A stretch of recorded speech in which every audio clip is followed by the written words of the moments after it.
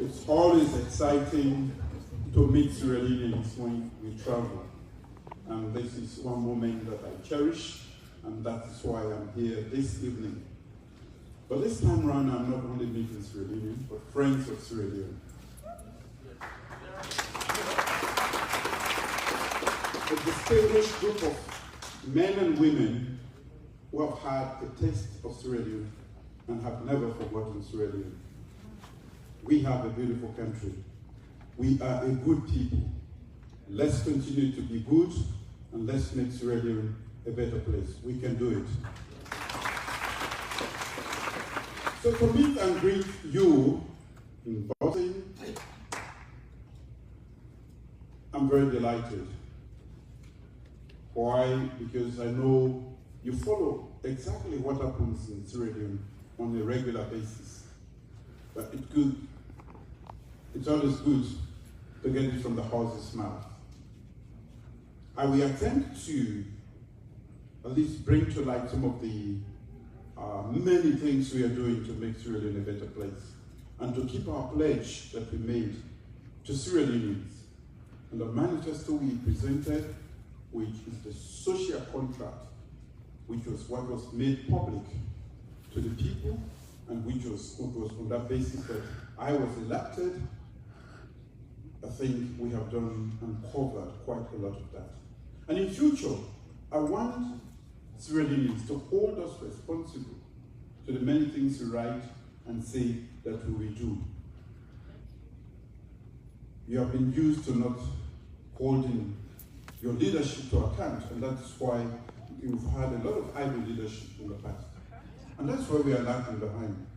Because once we grab the power, you have no means to check us, to hold us accountable. But I want to be accountable. And that is why I will challenge you by the end of my term to go through my manifesto and take me to any page. Tell me what I have not done, and I will tell you, give you a plausible explanation, not excuse, if I have not done it. But you are going to find it extremely difficult. So grab your a copy of the manifesto, because that was what I put out. I'm actually in Boston to give a keynote at Harvard tomorrow for leadership. Why was I chosen? I don't know. But suffice it to say that Sierra Leone is coming of age. We are beginning to be recognized as a country. Again, we are beginning to be recognized as making progress. We are beginning to be recognized as a decent nation, liberal, progressive. This was not the case 3 years ago. Of all the many leaders in Africa, Harvard could have chosen somebody else to give the keynote address. But I think it is not by coincidence or a random pick. It is deliberate, intentional. So I'm really here to talk about leadership, especially through difficult times, COVID-19, and how we have been able to register progress and not use COVID-19 as an excuse for not moving our country. COVID-19 has been a great disruptor. COVID-19 has caused rampage from one end of the earth to the other. We are still not out of the woods as far as COVID-19 is concerned.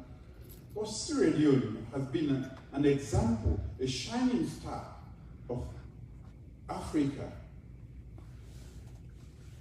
That little country which suffered in the hands of Ebola was able to use the experiences and also the talents and the group of people to be able to avert the worst of COVID-19.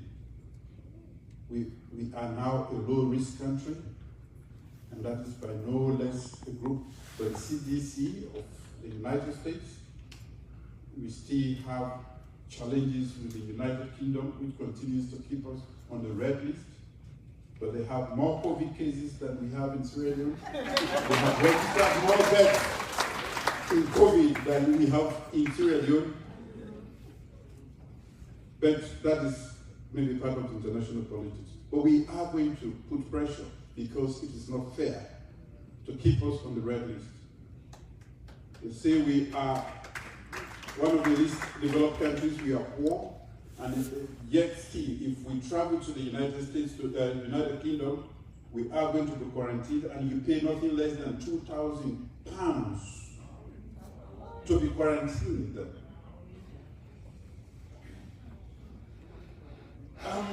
Yes, we don't have the vaccines, but we are inoculated before we are born.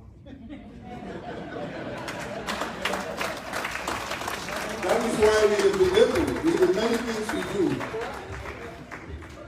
the hands of God are better than any other hand, not even the vaccine. So now that I'm here, it's normally, what I would do is just, like the First Lady did, mention some of the things we have tried to do, even with COVID-19, so that you understand and you can then interrogate us on those things. I am not a perfect leader, nor am I presiding over a perfect government, but we mean business and we are genuine to change the situation in Sierra Leone. And from our own analysis, before even we got to leadership, before I got to leadership, I've been thinking so many times. You know, I had the opportunity to lead this country in the early 90s. And between that time and when I took up leadership in 2018, I've had several thoughts. I've been a keen observer of the things that make other countries work. So when I presented myself, I was fully prepared with the benefit of hindsight and the many things I learned when I was here as a student, and also the many things I've observed around the world. For me, I believe that when we were the champion of education in Africa, we are called the anthems of West Africa. We lost that because we totally shift priority from education to so many other things. We can be a small but powerful nation. We don't need nuclear weapons to be powerful. We need an educated population.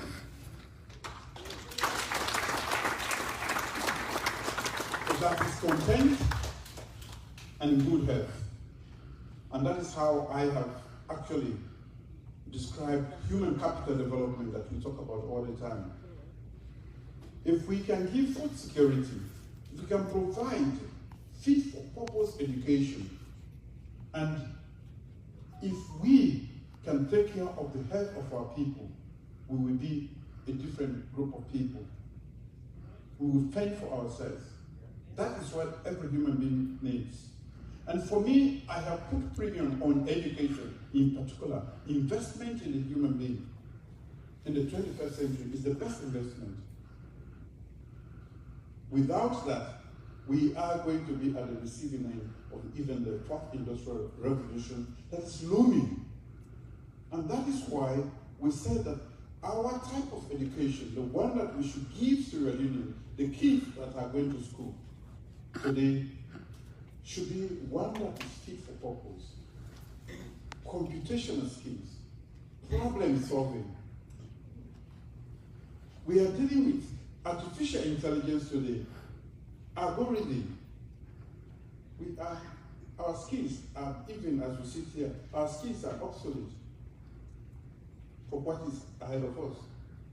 So let's pre-position our kids to be in that position so that they will be part of the revolution that is just ahead of us. Then we will not be at the receiving end. Then we will be part, a productive part of what is yet to come in the world. We think we have seen quite a lot with the quantum leap in communication and the many the science that we see today, technology. But we see not yet. There's so much ahead. How can we make our children part of that future? That is what we are pondering as a small nation. And that is why I chose free quality education. I said every child born in Sierra Leone should be given the opportunity to be educated. Today we have on our list over 2.5 million kids all around the country, irrespective of their gender, tribe, region, where they are going to school. And government is paying for that. Of course, they call it free quality education, but it's not free. We pay for their tuition, we pay for learning and teaching materials, we pay for all exercise books for every child in some parts of the country where food is difficult to get, we provide food for them. We pay for transition exams. Most of you paid for MPSC or selective entrance and also the GC O level and A level. Today we are paying everything for them. That is because we don't want any excuse. Some of us are fortunate to be here and to enjoy the benefit of education.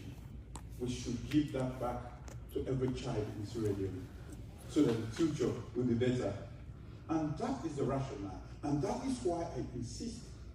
And that is the difference in my politics. I'm not talking about cosmetic development, building roads that don't last, and getting the kickback. I'm investing in every child born in Sierra Leone today.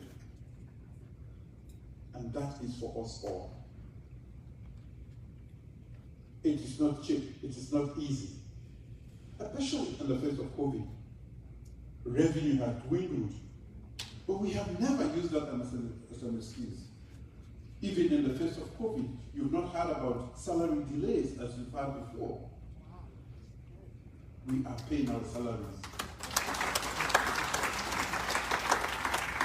And that is because of the stringent management of the economy that has brought back our partners in development, the World Bank, the IMF. They now know that the leadership or management of the economy is in good hands. And because they know that, at difficult times, we are not taking loans. They are actually giving grants in compensation for the leadership that we have provided in the past couple of years. Before I came in, the government had actually said the APC had said we are in austerity, which is true, because they have stolen everything and anything that could see. When we said we will provide free quality education to every child, and they calculated how many billions it would cost every quarter, they said it's not possible. And I can see where they are coming from. The most sustainable way to develop any nation is in the human capital.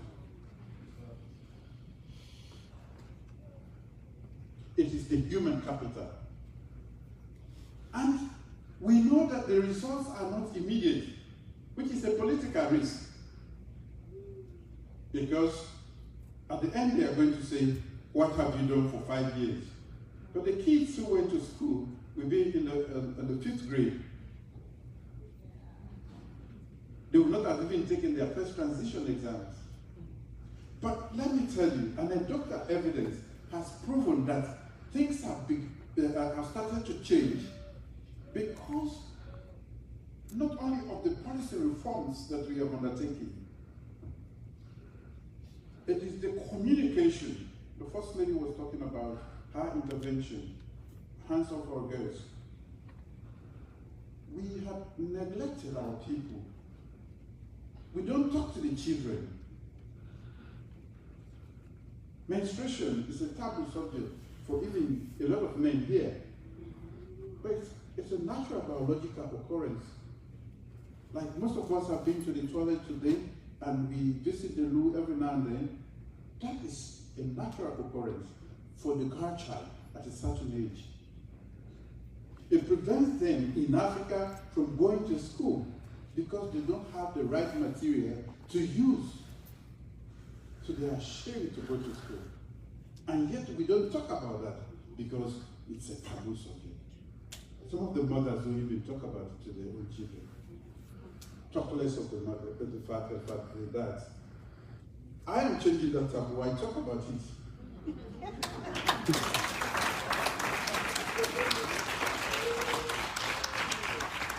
If it doesn't happen to a black child, she's sick.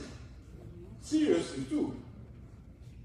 So why would you hide in our local parlance, those who talk Mende, you cannot be shy from the bucket that you take your shower from. You are going to stand before it anyway. And you are not going to wear your suit to stand before it.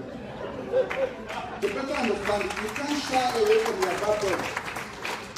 You are going to stand in there and you must be naked to stand there.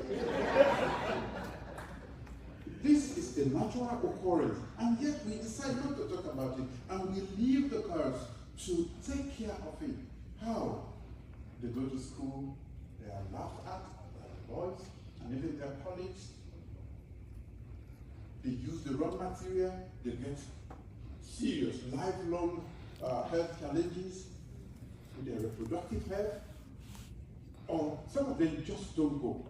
And when we calculate it, they lose up to 80 days in a year. That is not fair. We are not given equal opportunity. We said it would be inclusive development. Wherever you are, whoever you are, your gender or ethnicity, you should be part. And that's how she took on the sanitary pads. And of course, Sierra Leone being who we are, they said it was caustic soda that we are putting in there. Yes, and did a lot of propaganda, wrong information. Who we do that? Because we wanted to help the kids. So, it's not just about, we thought it was about providing access to education. But when we started it, then health issues came in. Nutritional issues came in. Now we are talking about protecting the girls. One day I heard the statistics that, we are raping so many girls and nothing was being done about it. Babies as young as 3 months old, 5 months old, 10 years old.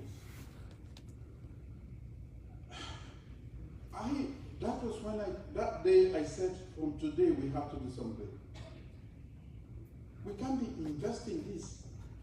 And then parents don't report because of cultural or whatever issues. So what we started, which was investment in education, is enlarging all times. It is not just about providing school fees anymore, books, increasing the number of teachers. Now, we have to provide paths for them to stay in school, to persist, so that there is equity in the process of education. It is not just the boys, not just the men, the girls. And they have vindicated me. In most of the transition exam, the girls are leading with high scores.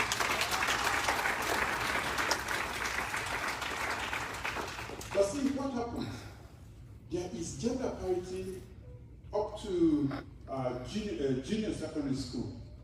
But by the time they get into senior secondary school, if 3 girls and 3 boys who started at the school together, you will have only one girl or no girl at all going to university.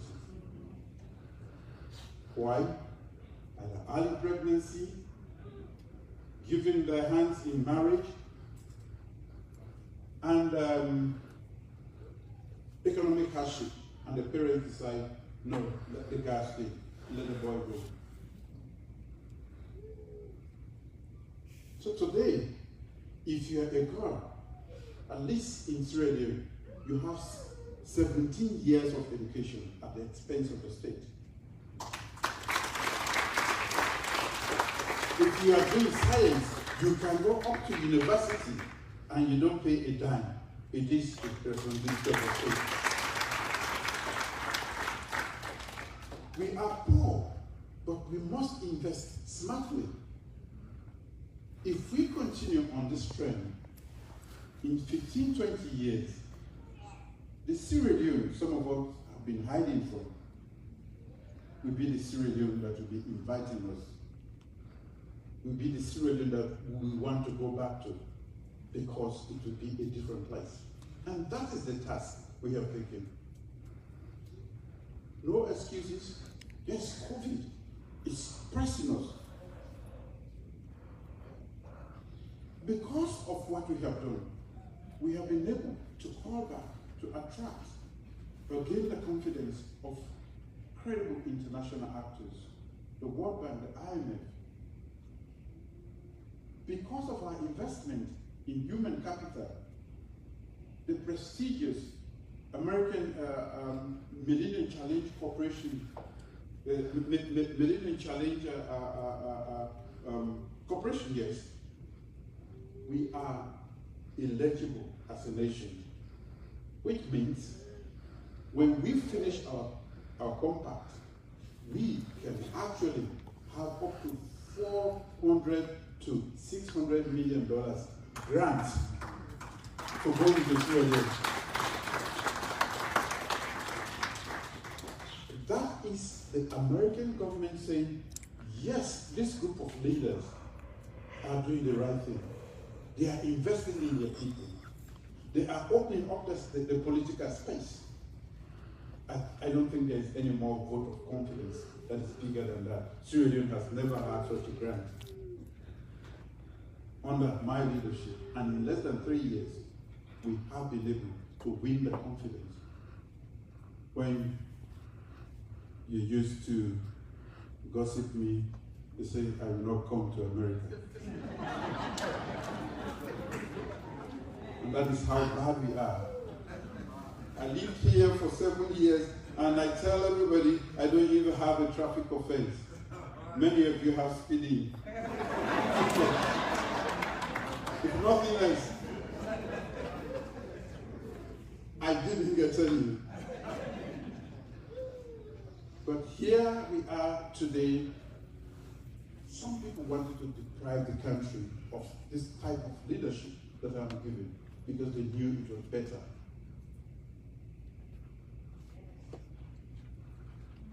So, we have a long way to go. They said, during the war, I was chopping off hands, bringing one evidence. Up to today, we are still waiting. Madam spoke about the seditious libel law, which have been used by successive governments to lock up journalists. For me, that is a thing of the past. I have nothing to hide. I have nothing to hide. And there's very little that has not been written about me anymore. Between 1996 and 2018, everything has been written. Fictitious, fabricated stories, and yet I was able to stand the rigor of the test.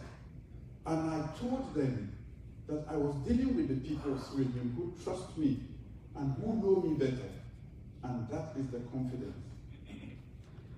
It is the people. To say he's the poorest candidate, I said to them, you have a different criteria for poverty. I am with my people. I have led that country at one of the most difficult periods in the history of that country. And my contribution was not only to introduce democracy back, but to start a process that brought about peace.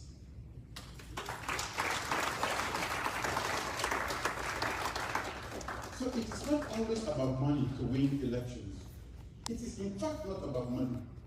I will not pay you to vote for me.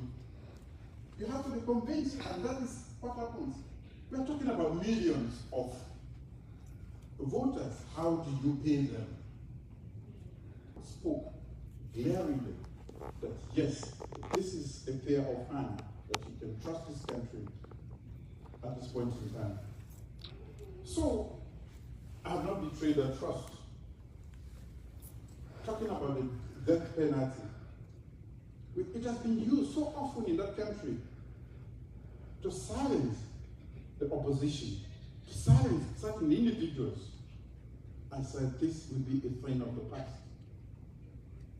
Even my own party members did not believe that I was taking this off our law books when I can use it as an instrument. I said it is an instrument, but it is not an instrument for me to use. And I will make sure it does not stay an instrument for anybody to use. If you can't stand the heat, don't go to the kitchen. But if you're in politics, you should be thick-skinned. You should know how to communicate what you stand for and convince the people that you are not just talking, that you mean it. So when they say, at the top end, at the do because I don't have to lie to you, I will only tell you those things that I can do. Even with resource constraints, we are still continuing to develop. We are lagging behind by so far. Let's say for the Ministry of Education, when we took that ministry, there was not even a curriculum unit. And I don't know how you can have a whole education sector without a curriculum. That is how bad it is. The young man who is the minister is here. It's changing the face of education, not only in Africa, but the world. Today, under my leadership, when they want to talk about education, the name of Sierra Leone will pop up and will be invited to make our contribution as it happened a few months back in the United Kingdom. Today, when they want to talk about progressive and liberal governments that are capacitating women, freeing women, rape has been used for so long. Now, we have stringent laws. We have established one-stop stations, centers to cater just for women in all districts. We are trying to establish clinics, forensic labs in the country to support that process. These are all resource-driven, even with the intention you need to have the resources to be able to do that. So rape, or what you normally call violence against women, gender-based violence, we have attacked that. People just use women as if they are to be beaten, to be battered, and just do it with impunity. But that is changing. There are equal partners in development today, like the first lady said, because they constitute more than 50% of the population in Sierra Leone. We cannot pretend we want to develop and leave behind more than 50% of our strength. We are going to empower them to be equal partners in the development process. And that is why we are making education.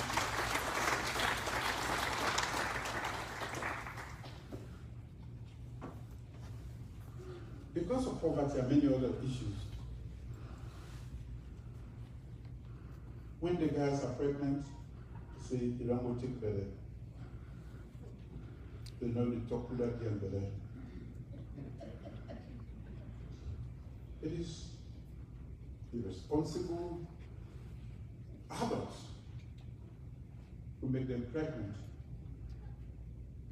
And what we are saying is, we have to help these people.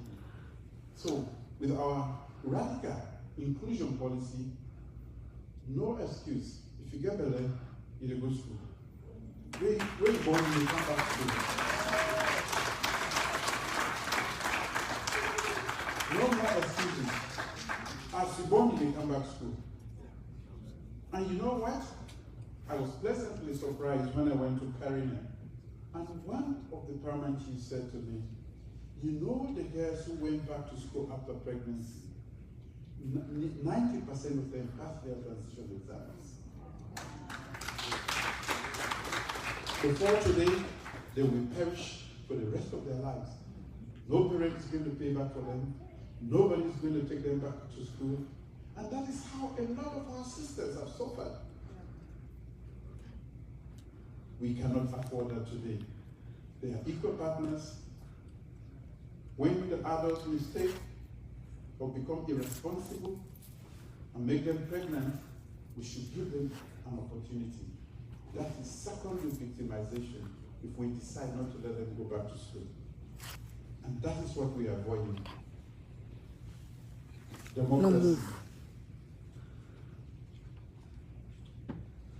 We continue to make progress on that front. We have regular elections.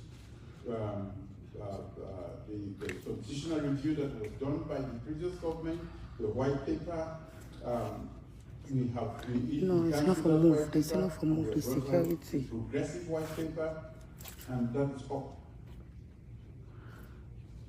We know that one of the key issues dividing us is the security. There's not for move in between. We get SFP, we get APC, we get NDC, we get C4C. And when it comes to that point for election, we are not normally very friendly to one another. We have to change that.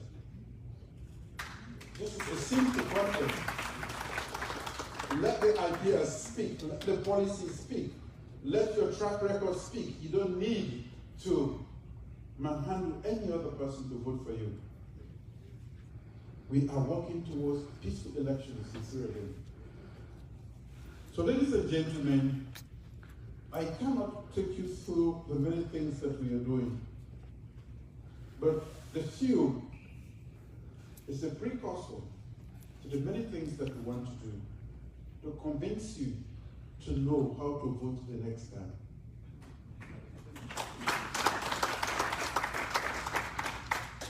Make your choice based on informed decision.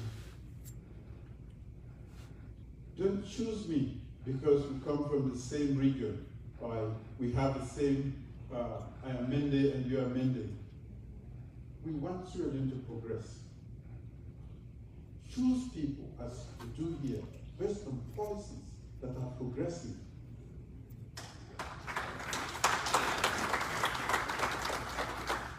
This is what we are trying to exemplify. And that's why I'm saying to you, I had a public document called a manifesto. We call it the People's Manifesto. It's still there, black and white. That is my challenge to you. That was the social contract I made with you, all Sierra Leoneans. When the judgment day comes, hold that and ask me. Take me to any page of my, the pledges I made in that social contract, and I will answer. That is judgment day. That is election. It is not meant for fighting. It is not meant for it should not be a forum for invectives, as a lot of people are used to now, especially with social media. Hide behind the keyboards and just rain some types of invectives that are mind-boggling. So, ladies and gentlemen, I'm here on another business. I have to talk more tomorrow. So, let me stop so far. But that is a teaser, and there are questions on areas that we have glossed over or not spoken about, but it's of paramount importance and you want to clarify or have information on. I think you're invited. Do you have some more time? Okay, thank you.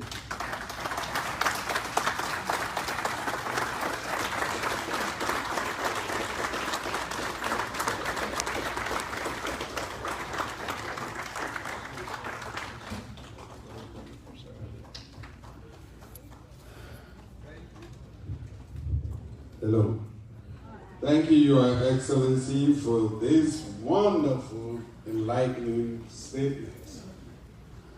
For the luminaries on the front row, you have heard what the President says and what the First Lady says.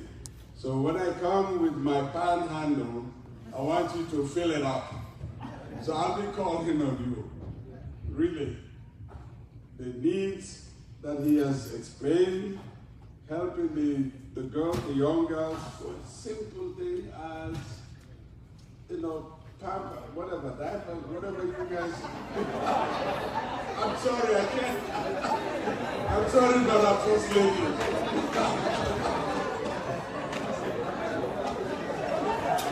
Sanitary pads. Sanitary pads. So, something simple as that will be coming. We'll be looking forward for help. And I just want to thank the First Lady for her stance. I keep telling my wife all the time, standard that the First Lady has taken to support and defend her husband all the time.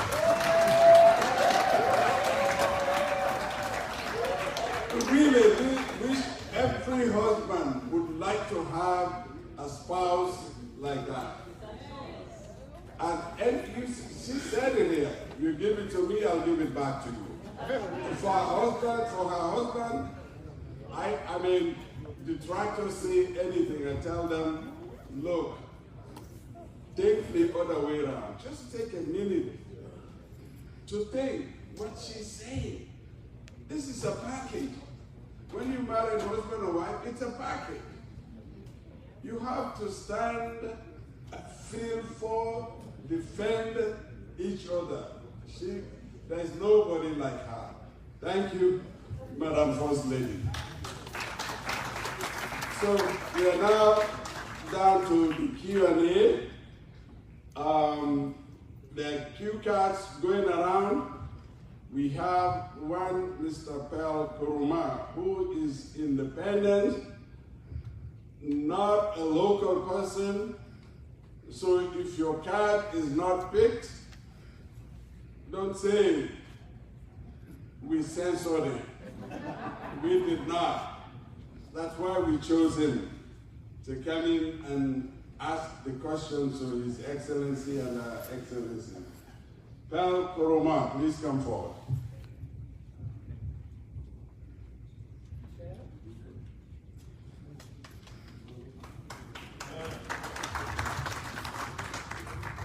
We only have time for 3 questions, unfortunately.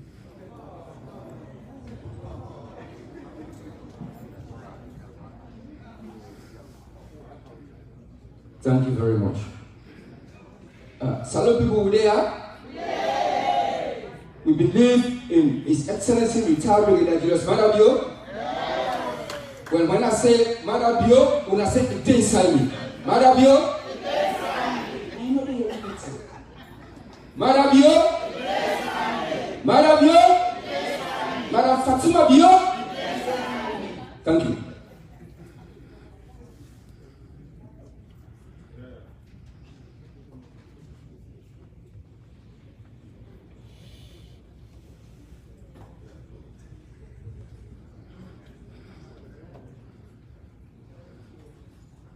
The first question is, His Excellency, sir, what is the government doing to help the youth out of the streets of Freetown, especially those that were born during the war and after the war?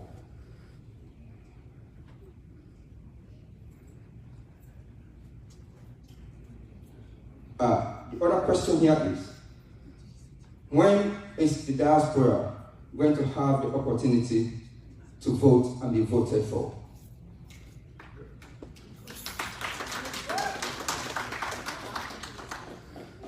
This is from Mr. Jeffrey Gatekaka Kuruma. Mr. Gatekaka Kuruma is asking about the road between Kenema and Zibi Highway, and when especially is the Moa Bridge going to be completed?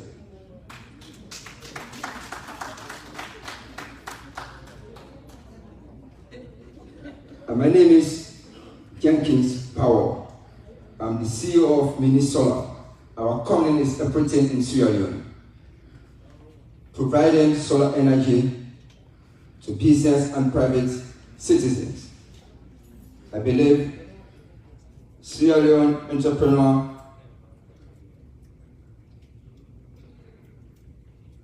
are more likely to return, or people more likely to return home and invest in Sierra Leone. I think the government should provide a conduit for the diaspora to return home and invest. I think this is a statement, sir.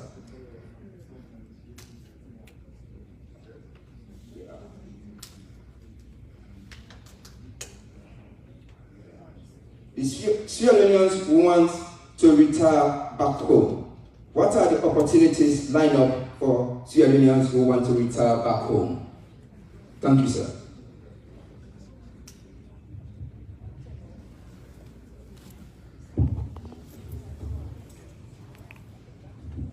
Okay, about the youth. In the whole of Africa, we have what we call a youth bulge. We have more youth than any other group of people in the population. That is the truth for all of Africa. It can be a blessing, but it could also be a serious challenge for any country. Before today, as you write the question rightly stated, we've had a war that prevented certain people from going through with their education.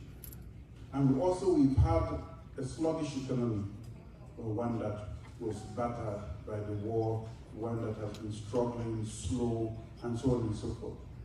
So we have a huge number of people who do not even have employable skills, who are not skilled, even if you were to take a job there. You cannot employ them because you're not just employing people for the sake of employment. They are coming in to be part of a productive unit. They must have a certain requisite skill to be able to do that. As you all know, most of them don't have that. So what we have done is, we are not only making education available to everybody, but we are also building technical and vocational schools in every district of Sierra Leone. That way, those who have missed on school can go back to these institutes and learn skills that will provide livelihood for themselves and their families. So we continue to work very hard to expand the economy. We continue to work very hard to make Sierra Leone the favorite destination for investment, which is a collective responsibility. We are changing, we are reforming, but there is somebody has been wanting to go back to Sierra Leone with business. What opportunities await? No opportunity awaits anybody.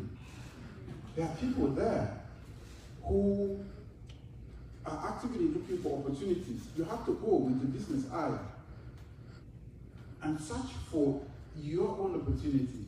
And the opportunities, just like out here, are actually coming from the challenges that exist today. It is the challenges that you turn around into opportunities if you're a smart businessman. So, and there are so many of them. Sometimes you want, if you have a suit, you want it to be done by a professional laundry. You don't have one. That is a business opportunity. Dry cleaning.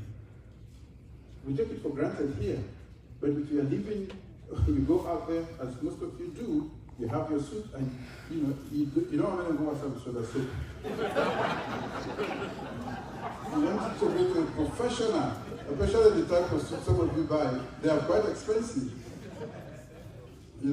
I had, when I was in the military, my first suit I bought,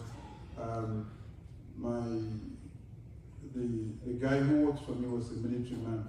Normally, when I bring my military jacket, they would just go around and so when I brought my suit home, he went and put it in there.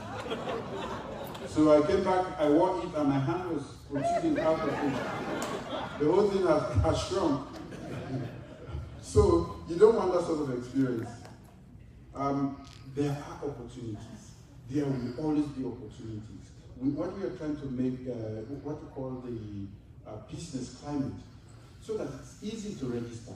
So now we have the National Investment Board, presided over by my very good self, and co-chaired by the Vice President, so that if you have a strategic business to do, and you don't want to be scammed, you don't want to go through anybody, you really just want to get your business registered and get going. You bring it there, once we give you, it's a one-stop shop, you put it there, we approve of it, we make sure you can register and everything is done so that you can get started. That is the business environment we are trying to create. Because a lot of people go and wrong people, they take a lot of money from them and drop them on the roadside. You want to build a house, they sell a land to you that is contested. I know the frustrations that you go through. And very soon, we are doing some reforms with the land so that when you want to, you can now buy land from government, and government will give you. When we give you a title, it is only you that own that. So, because these are things that you find difficult to do. So, for the youth, we are training, we are providing in the vocational institutes, and some smart ones have actually gone back to school to do their what called WAS, which should be the O-level, and they are continuing. And with the free quality education, even some people who had dropped out of school. I remember going to Thailand and, they shave their bears and go back to the classroom. Only that some of them were molesting their teachers. I told them that is a local problem. You, the primary chief, you deal with that. Don't tell me again I have to come from Twitter to come and engage, because they grow these good years and they love with it now. And when we provided the free quality, some people just like to share. And when they go, they see these young teachers, when they, and they've been out of school for a little while, they don't have that discipline. They just a vocal and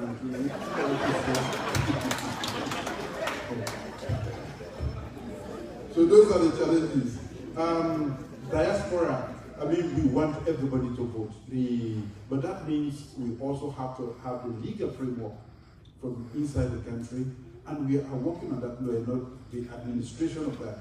Because if he says alone, go to vote for Pula and Kabbalah, Brian Kam, no problem. I'm not going to say now in American,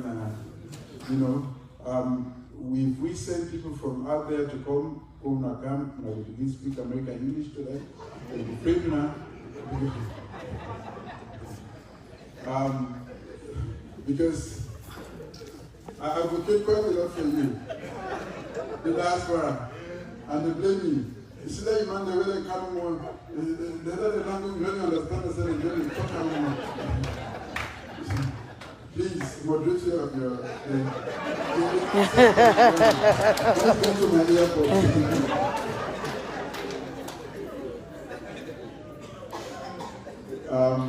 We want to fix all roads. Don't even cite a road. There is resource constraint. The Kenyama, we are fixing all roads, but we are doing it one after the other. Just like I can do now. You want this type of car, but you only can get it, so you buy the Honda Accord first. That's what we are doing.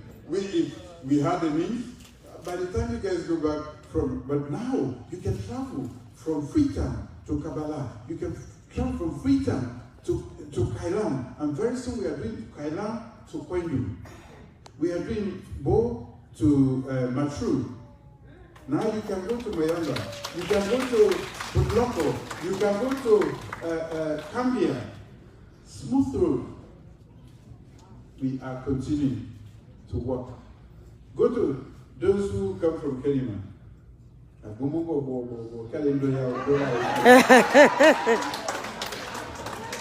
We are fixing it. It's not easy, but we'll be doing.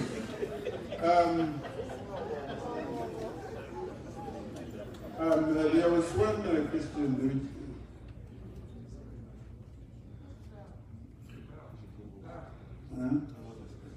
But that was a statement. Okay, about the solar. Of course, we have over 54 villages that are all connected to solar. Meaning that you go there, you can also, they have their own, they pay bills now. They are beginning to pay. Yes, you get light. And we are increasing that to about 100 and more. So you have light from the solar mini grids. We are going green and we are taking power to the people so that they can engage in small productive economic activities to make them independent in the villages. Being in the village should not be a punishment. So you have to take the roads to them, and interestingly, now of course you people know that better. They stay in their homes, and I'm sure they are harassing you with communication. Send that dollar. Say American man, they send that dollar. Hard for sale. They will send WhatsApp. They will send text messages. From Timu and beyond, and many other villages now. So now you cannot hide. Can't speak to that dollar when I'm not saying. I think that those are the questions. Yes.